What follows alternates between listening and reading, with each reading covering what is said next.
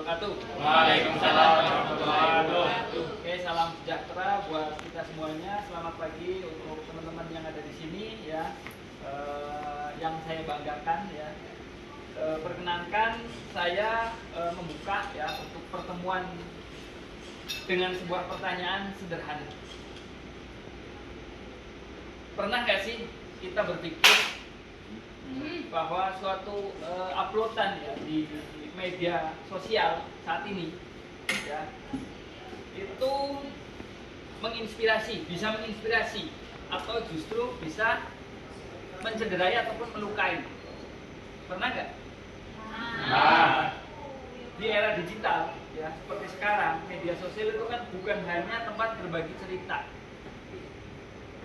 ya, tapi juga ruang publik yang membentuk citra diri kita, yang membangun relasi, bahkan mempengaruhi opini publik.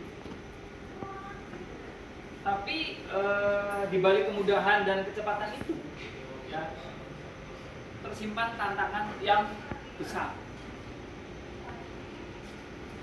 Bagaimana kita menjaga etika dalam berkomunikasi di dunia digital saat ini?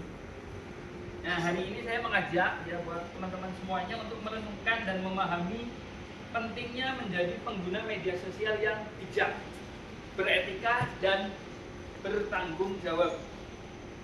Nah, yang pertama nih, dampak positif dan negatif dari media sosial. Media sosial telah menjadi bagian tak terpisahkan dari kehidupan kita. Menurut laporan VR Sosial tahun 2024, lebih dari 167 juta orang Indonesia aktif di media sosial. Ini menunjukkan betapa besarnya pengaruh media digital dalam kehidupan sehari-hari. Dampak positifnya sangat banyak. Kita bisa belajar dari berbagai sumber, ya, terus membangun jejaring profesional, ya, bahkan memulai bisnis dari rumah. Kan sekarang banyak tuh bisnis online ya. Tapi di sisi lain, media sosial juga menjadi ladang subur ya bagi penyebaran berita palsu atau hoax, ujaran kebencian ya, dan perundungan ataupun bullying lah, cuman via online. Data dari Kominfo tahun 2023 menyebutkan bahwa 62% hoax di Indonesia tersebar melalui media sosial, WhatsApp, Instagram, Facebook, ya. Nah, ini alarm buat kita semuanya. Ya. Yang kedua, pentingnya etika dalam komunikasi digital. Etika digital ya adalah seperangkat nilai dan norma yang mengatur perilaku kita di dunia maya. Sayangnya banyak pengguna yang merasa bebas di balik layar, sehingga lupa bahwa setiap komentar, kata, unggahan itu memiliki dampak yang benar-benar nyata. UNICEF Indonesia di tahun 2022 mencatat ada 45% remaja pernah menjadi korban cyberbullying. Ini bukan sekedar angka, tapi cerminan bahwa kita masih perlu belajar menjadi pengguna yang berempati dan bertanggung jawab.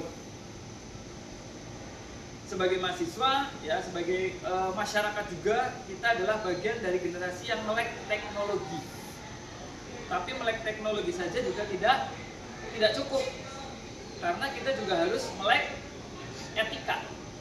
Ya, kita cuma bermedia sosial doang, tapi kita nggak punya etika pada saat kita mau uploadan dan lain sebagainya. Ya. Nah, yang ketiga, tips menjadi pengguna media sosial yang bertanggung jawab. Berikut beberapa langkah sederhana yang penting. Yang pertama, ya, teman-teman ketika mau mengupload sesuatu ya ke media sosial, pikir dulu ya sebelum upload atau mengunggah lah, kalau bahasa Indonesia mengunggah. Tanyakan kepada diri sendiri, apakah ini ada manfaatnya? Ya. Nah, terus apakah ini nyakitin orang lain? Kan kadang kita kalau misal mau upload kira-kira kata-katanya bagus apa enggak, ada manfaatnya apa enggak, lalu bisa menyakiti orang lain atau enggak. Karena seringkali kita mengupload sesuatu yang paling gampang status lah, ya, menyindir orang lain. Nah ini akan menyakiti orang lain apa enggak, harus sampai ke situ. Lalu verifikasi informasinya, jangan asal sebar, cek sumbernya dari mana, cek faktanya. Ya apalagi kalau di WhatsApp kan sekarang banyak banget ya pesan berantai, tiba-tiba ini forwardan dari siapa gitu ya. Ternyata itu pesannya nggak benar. Ya, yang katanya macam-macam ya. Dulu kan sering kalau misal kalian tidak membagikannya lagi, ya kalian akan masuk neraka dan lain sebagainya. Lalu gunakan bahasa yang santun. Kritik boleh, ya kritik boleh. Tapi sampaikan dengan cara yang membangun, cara yang memotivasi. Jaga privasi. Tidak semua hal perlu dibagikan ke publik. Ya, status kita punya keluhan, terus habis itu ngeluh dan lain sebagainya di media sosial juga tidak perlu. Lalu yang terakhir, penutup. Ya. Nah teman-teman, masih ada satu tertinggal, teman-teman. Ya. Tadi kan yang sebelumnya jaga privasi, ya tidak semuanya hal itu dibagikan ke publik. Lawan, ya pembulian digital. Jadilah bagian dari solusi, bukan jadi pelaku. Kan seringkali ketika kita di media sosial kita malah ikut-ikutan doang. Ya, ikut-ikutan tapi kita nggak ngasih solusi atau kita nggak ngedem-demin gitu kan. Masa tetap kompor, betul. Ya. Terakhir penutup, ya teman-teman yang saya hormati di sini, ya, media sosial adalah cermin dari siapa kita. Di balik layar kita hanya manusia yang punya akal, hati, dan tanggung jawab. Mari gunakan media sosial bukan hanya untuk eksistensi saja, tapi juga untuk berkontribusi. Mari kita bangun ruang digital yang sehat, inklusif, dan beretika. Karena di era new media ini, etika digital bukan pilihan, melainkan kebutuhan.